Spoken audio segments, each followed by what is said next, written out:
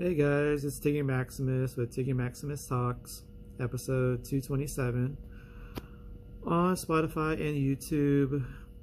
I guess I'm back, guys. Guess there's a lot of sports to talk about. And there's probably one comedy show I probably should talk about. I think it's kind of warranted. But yeah, guys, if you guys want to donate to the podcast, there's a link on my Spotify episodes, on my YouTube episodes. It leads you to the Spotify page where it allows you to donate whatever you want to the podcast. The minimum, I think, is like 99 cents a month. So essentially, you could pay less than $12 for the whole year towards the podcast. $12 for a whole year, that's a good deal. And I very much appreciate it, whatever amount you guys want. Anywho, just remember, spread the word to your friends and family. And everyone in between. I mean, for me, I also kind of promote the podcast whenever I'm at comedy shows, plus whenever I am driving for Uber. So wherever I can kind of do, quick publicity, promos for the podcast or for a comedy show that I think I'm a part of. July 5th and 6th at the Mic Drop with Jeremy Gumbo Christian. Gumbo and Friends. Once again, shows 5 and 6 with the good, funny Gumbo Christian. So it's going to be a sold out show. Both shows will be sold out as usual. Get your tickets. Go to mydropcomedy.com. The show is listed as July 5th and 6th. Gumbo and Friends. And by the way, if you type in the word Yelp in the promo box inside when you're buying the tickets, it will discount you $5. Just so you know. Anywho, I did get to see quite a bit of sports since the last time I saw you, as usual. Let's start with WWE's Money in the Bank.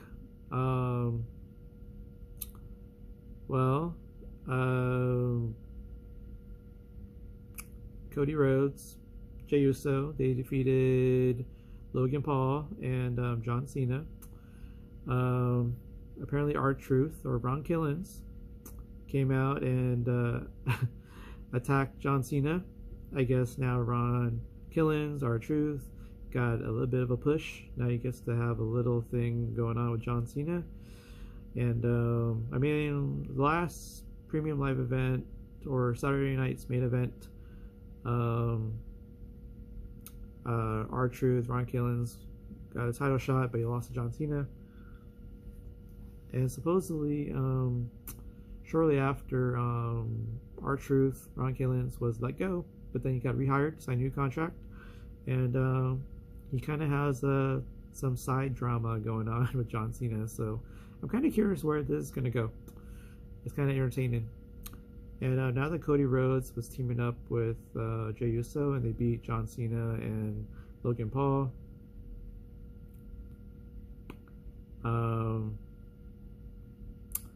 I want to say that Cody Rhodes might still have a shot to take back his title from John Cena, and I got a feeling it might happen pretty soon. But then also CM Punk is going to face John Cena at the Night of Champions in Saudi Arabia. So those two guys are most likely going to take the title off of John Cena before John Cena retires. I gotta say, it has been an interesting storyline with John Cena and with all the wrestlers involved. So at least it's not like a boring, too predictable type storyline. I'm kind of curious where this is going to go and who's going to take the title off of John Cena, because I don't think he's going to end up retiring with the title, but it should make for some interesting matches and match pairings with whoever. But CM Punk seems to be a good candidate. Could be a big pop in Saudi Arabia. Also, Cody Rhodes getting back his title. I can see that happening because I think he's owed a rematch. So we'll see what happens. So two other things that I wanted to point out. Well, Seth Rollins teamed up with Bronson Reed and Braun Breaker with Paul Heyman. Seth Rollins was able to capture the Money in the Bank briefcase, climbed up the ladder with the help of his two buddies, teammates, took out the competition, took out Penta, took out El Grande Americano,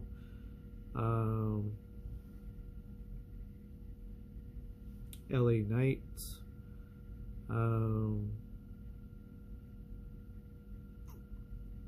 I want to say Dominic Mysterio might have been in there. So,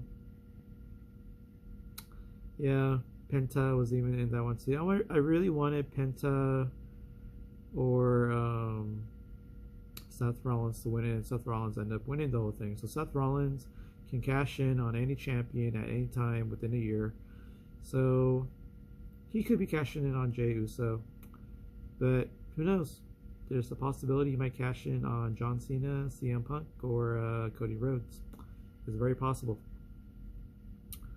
But I guess it kind of made a lot of sense too, because Seth Rollins is he's a hot item now.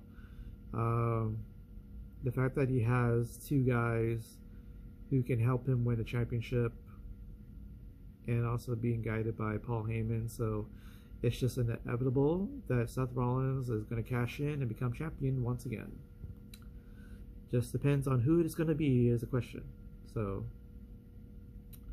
on the other side, the women's Money in the Bank match, we got Naomi. She captured the Money in the Bank briefcase. She outlasted Stephanie Becker, Roxanne Perez,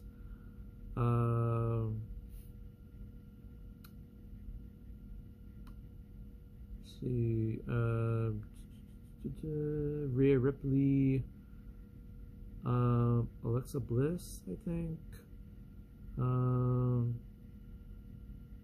then I think there might have been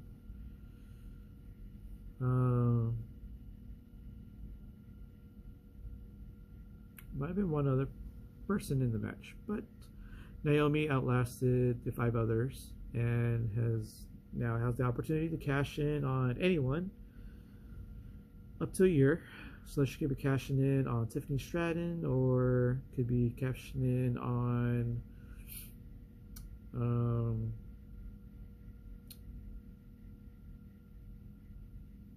Io Sky. So we'll see where that's gonna go. It was a fun match. I like both ladder matches, actually.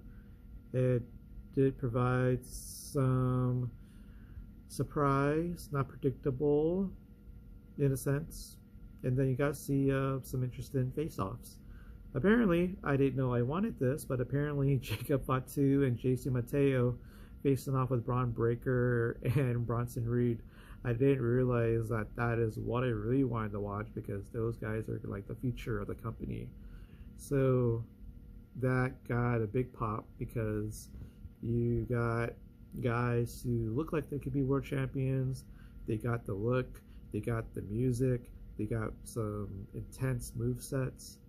So these guys have basically the whole package, and they are very marketable as world champions because they can perform, they look the part, and they got the music to go with them. So gotta say, I've become a big fan of Jacob Fatu. Also, Bronson Reed is an interesting one, because I can't wait to see how he's going to become world champion, because his tsunami finisher is a signature move that is interesting because of the fact that he's so big, and that kills any match, and I don't think anybody would ever get up from his tsunami. There might have been one. I don't know if Seth Rollins survived it or not, but I would say that he probably had been succumbed to it, but I think most others, I don't think they would have gotten out. And that is like a big finishing move from Bronson Reed. He did break his foot doing it from top of the War Games cage because he missed his mark because CM Punk pulled Roman Reigns at that War Games. That probably would have been catastrophic for Roman Reigns had he Bronson Reed landed on him. So, anywho, I did like Money in the Bank for what it was. It was at the Intuit Dome, by the way, in LA, so that was kind of cool. And I do like they're gonna give a chance to Naomi and Seth Rollins. I think he's gotten himself in position to become a world champion. So can't wait to see what's going to happen over the course of the next, 11 months. And who knows? It's going to be such a big pop whenever they cash in and become world champion again. I think they both will. I don't think they're going to miss it. I mean, yes, there's some failed cash-ins, but I don't think this time around they're going to fail. The big surprise in anything is that they're going to cash in. I'm pretty sure they will. UFC 316 did come, and I want to talk about the two championship matchups. Kayla Harrison, she became the new bantamweight women's champion. She defeated Juliana Pena, the champion, with I want to say it was a Kimura lock. Yeah, Kimura lock. It was up against the cage, and Juliana Pena ended up having to tap out. It was kind of what I expected because Kayla Harrison, she pretty much stuck with her game plan, and she pretty much was not endangered most of the fight, and she kind of took the fight wherever she needed to. And her ground game is her bread and butter, but sometimes she might do some damage on her feet, but it just kind of helps leads into the ground and pound grappling. So it pretty much, I pretty much knew that Kayla Harrison was going to win by finish. I just didn't know how long it was going to take, but I knew she was going to beat Juliana Pena very definitively. So kudos to Kayla Harrison. Now the only matchup that's to make now at bantamweight is with the female GOAT, with Amanda Nunes. And so I've been waiting for this matchup for a while. Amanda Nunes versus Kayla Harrison for the 135-pound women's championship, the bantamweight championship of the world. And they used to be teammates, so that's kind of cool that we're going to see one of the biggest women's MMA matchups in all of history. And we get to see it while they're still in their prime, and it's going to make for a very spectacular championship match. Hopefully they might do it by the end of the year or early next year, so I can't wait.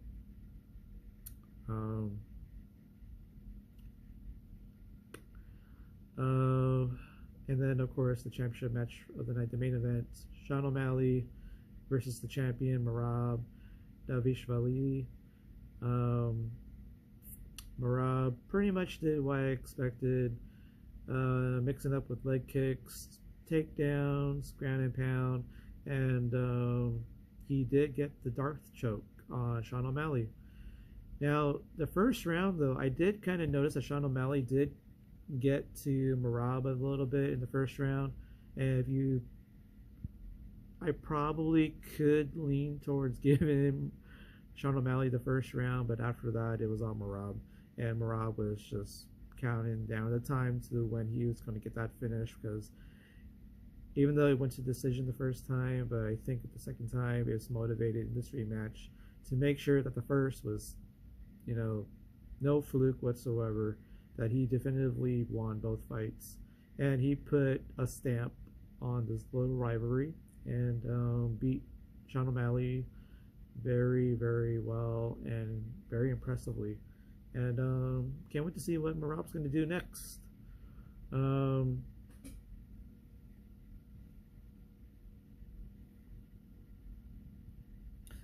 So what's cool is that Merab, he's getting up there for the pound for pound, and honestly, it kind of makes sense that Marab probably should go up in weight, but then I'm pretty sure there's one last guy he needs to face, and that's Corey Sandhagen. That's probably the last guy he needs to face until another challenger comes up.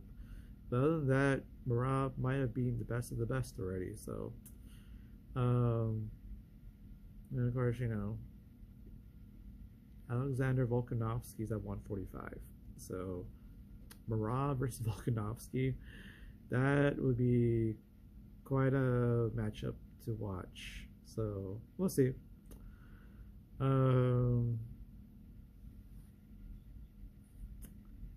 Well, the NBA Finals, it's been a very competitive NBA Finals 2025. Oklahoma City Thunder, they're up 3-2. They lost game 1, they won game 2, they lost game 3, they won game 4, and they won game 5.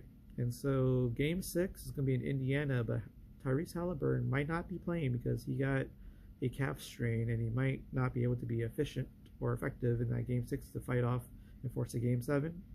So I think the Oklahoma City Thunder is going to finish it off tomorrow night, game 6, 4-2, and raise their first championship banner in Oklahoma City. Although they are kind of part of the Seattle Sonics, so I wonder how that kind of works. If they're combined or they're just separate championships or separate cities, separate franchises. So, so I guess it depends on your opinion of that. But I still think that it's the first championship for the Oklahoma City Thunder as themselves. So, yeah. But I have heard some interesting talks. Kevin Durant might be traded. He might be going to the Heat, the Spurs, or Rockets or something.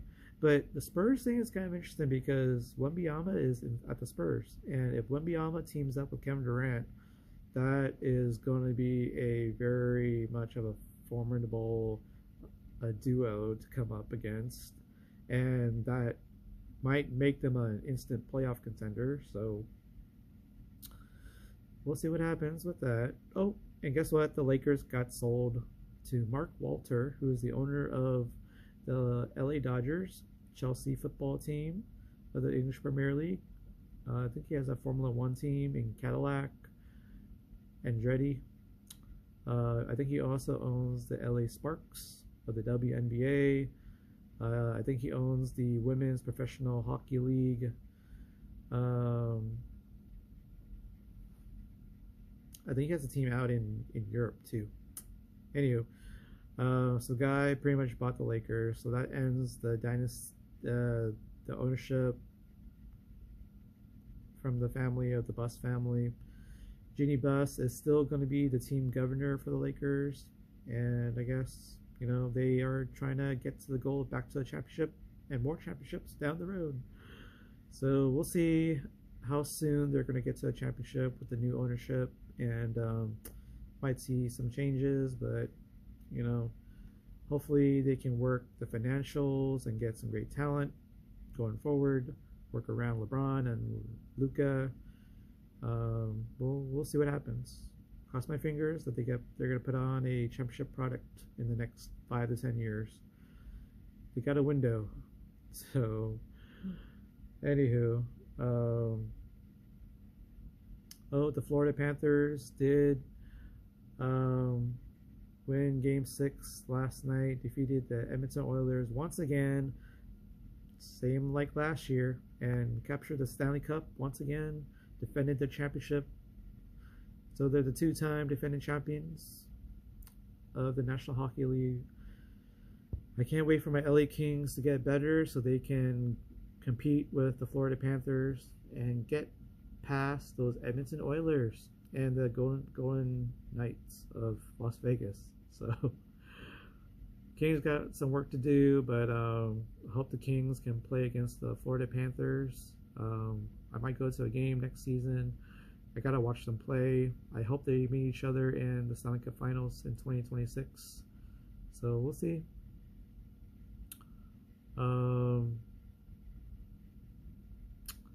So the Padres, they've been kind of hit or miss lately.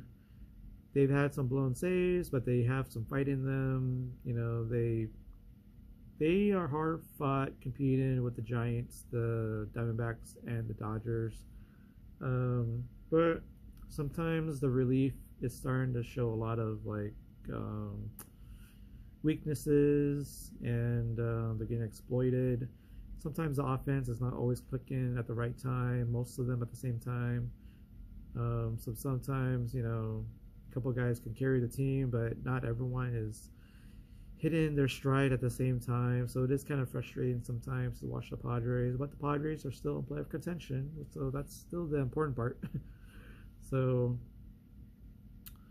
but yeah, I kind of hope that Padres make some trades, upgrade their pitching, maybe get some offensive help somehow. Some of the guys are hurt, so it's kind of hard with the pitching with what we got. And then hopefully the batting can pick up at some time down the road because we need help.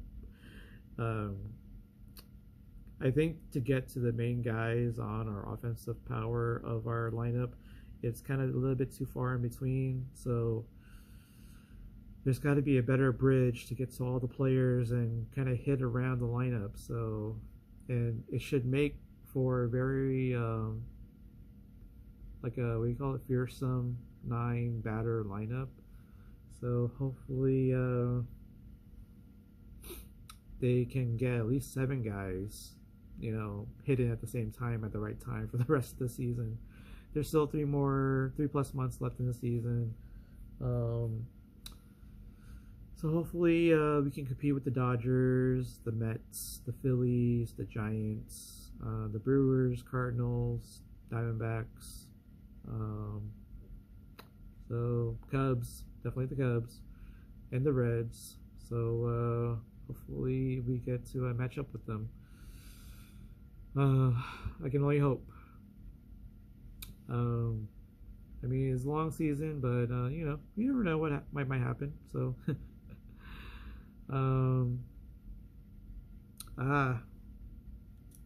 the final thing I want to talk about: the comedy show, Comedy Store, Pretty Funny Women graduation showcase.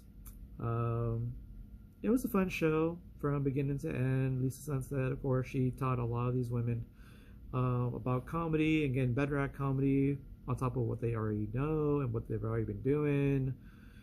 And Lisa Sunset is pretty cool. I'm really glad I got to meet her. And plus, she brought out her puppy. Puppy is so cute. So Lisa Sunset did bring out Angelina Spicer. She has some quite of an intensity to her, and she does bring certain vibe to her comedy, and she did kind of warm up the room when she started. I like that. She had some funny stuff on stage, and I like that she likes to go around the stage a lot, so that's always good to see everybody in the crowd. That's always good when you do public speaking. Angelina Spicer, I want to say she was an 8.5 out of 10. Mike Vinn actually started off the whole thing, and he got to introduce Angelina Spicer. Mike Vinn does have some funny jokes.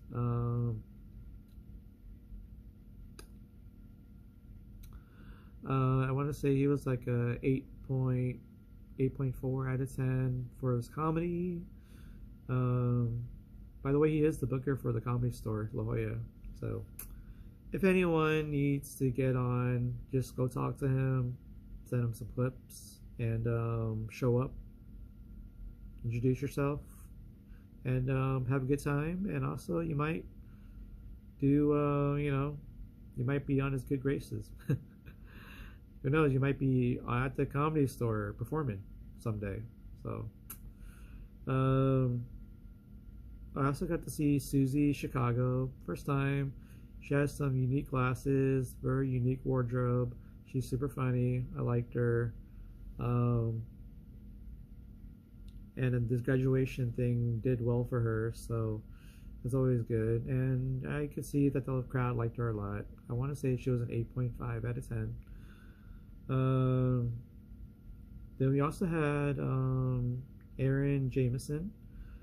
First time seeing him, I think he talked about sex change. That was kind of a thing of his, and he was funny.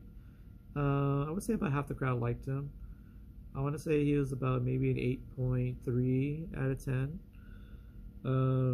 There was Jen Lee. I've seen her around. She talked about dating. And I would say, yeah, about half the crowd liked her. I would say she's about an 8.3 out of 10 as well. Then we got Tony B. First time seeing the guy. I guess the class with the pretty funny women is not only just for women. It's actually, you can invite guys too. He worked on this comedy, and the guy was pretty funny. I actually liked him. I would say he was like an 8.7 out of 10. Guy did a really great job. Hopefully I could see him down the road. Crowd, more than half the crowd actually liked him for like almost his whole set. So guy did pretty well. Then we got Mimi Harris. I would say that she did get better. This did her pretty well. She did talk about her parents, and then did talk about she might talk about some dating. She might have brought up her cat, and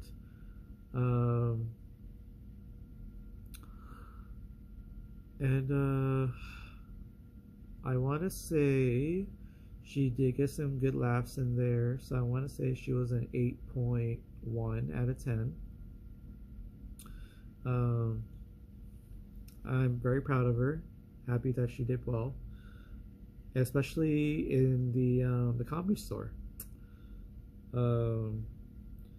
Next up, we have Jessica J. I think she's a lawyer, and she was quite funny. She had a lot of good jokes, and she did walk back and forth on the stage. That's always a good thing. And I would say more than half the crowd liked her, so I think she was a 8.7 out of 10. Then I think we got Ala Magia.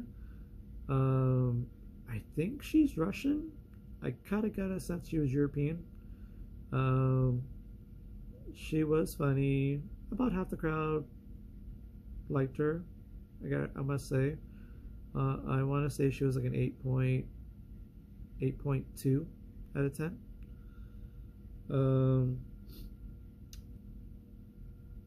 Then we got to see Ari. Ari was quite funny. About half the crowd liked him. Had some good stuff for most of his set. Now I could see that the crowd liked him. And he might end up showing up a lot throughout town for comedy shows. So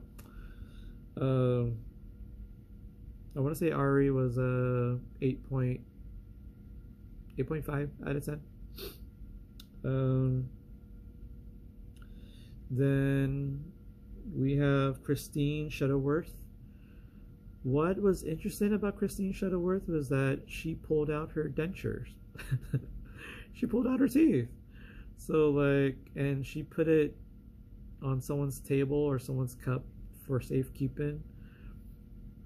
And that was an interesting segment to start off the first minute of her comedy.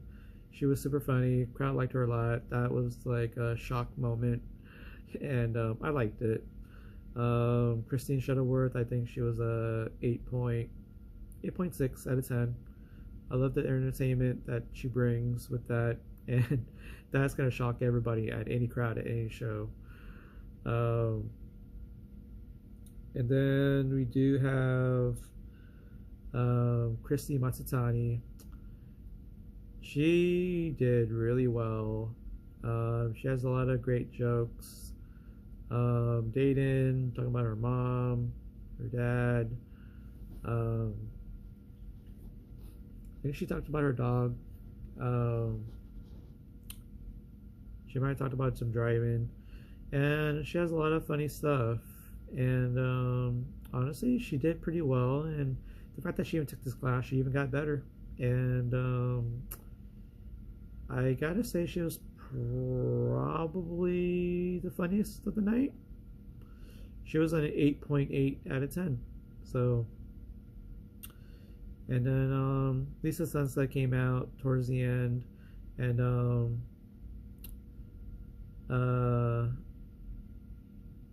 I am trying to remember. I'm not sure if it was this one. Yeah, I think it might have been this one where I think Grant Sampson had to come up on stage and tell her she can't dance on stage. So, or she's too old to dance like that. So that she had a funny bit. But Lisa Sunstead, for the time she was on stage, 8.7 out of 10. But overall, great show, and I'm glad a lot of these women got better on top of what they were already doing. So they can only get better from here on out. So can't wait to see them all at a show in a town near you. Honestly, go out and see pretty funny women. It's a great show. You'll never had a bad time there. Of course, 2-drink minimum. Got some good drinks there. Great staff. And go see Mike Vinn, see Lisa Sunstead, Angelina Spicer, Susie Chicago, Aaron Jameson, Jen Lee, Tony B, Mimi Harris, Jessica J, Chrissy Matsutani, Ala Mungia, Ari, Christine Shuttleworth, Tony B, if I haven't already mentioned. So, a lot of great shows out there, especially in San Diego and LA, so, or wherever they are out in the country.